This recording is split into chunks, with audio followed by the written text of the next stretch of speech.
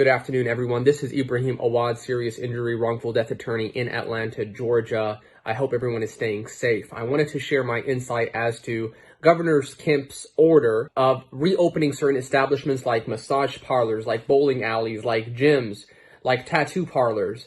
A lot of people may have the question that, well, if Governor Kemp is reopening the economy and permitting these establishments to run, that means that everything is good. Like, we are flattening the curve. We've hit the peak and everything is fine and dandy. Now, unfortunately, the economy, of course, is very important. We need to reopen the economy. However, there's something that is missing to ensure the safety of the public, which is adequate testing.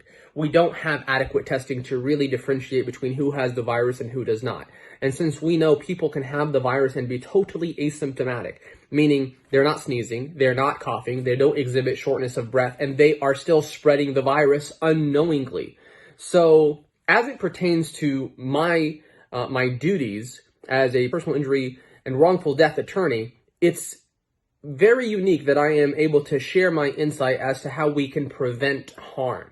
I really only work on cases after the harm is done, and I can foresee issues happening. And it's not just due to my cleverness. It's already begun. There's actually a lawsuit that has already been filed in Illinois against Walmart due to the death of one of their employees. They didn't have enough protective equipment in place. They did not have a system of identifying those who had the virus. They did not quarantine those who exhibited signs of having the virus. They did not abide by social distancing guidelines as espoused by the CDC. And we know that they did a lot, but they just did not do enough. There's a lot of guidelines that the CDC proposes, and yet Walmart was not even able to fully comply with all those requirements. Now, if Walmart didn't comply, it's going to be very challenging for mom and pop stores to abide by the suggestions and the requirements posed by the CDC. So it does not mean that we have flattened the curve. Governor Kemp's order, unfortunately, just makes it seem that selective quarantine absent sufficient testing is going to be acceptable. It's not acceptable. Last statistic I saw was that we're only testing 8 out of every 100,000 people. We don't know who has the virus. We don't know who is spreading the virus. And we don't know who doesn't have the virus.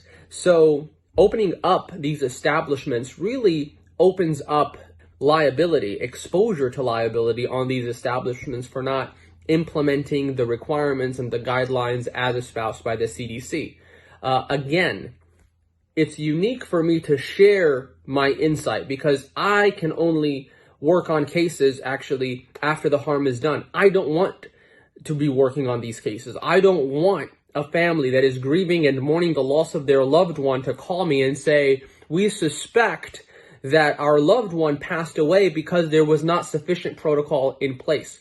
So please take this to heart. Just because Governor Kemp says you have a right to reopen the establishment doesn't mean it is right to do so. Unless we have the sufficient testing that we need, then we can determine how we can reopen the economy. I pray that no one is harmed further. It seems like we have not flattened the curve, and reopening the economy at this point is premature. If you have any questions, please let me know in the comments below. Thank you for watching.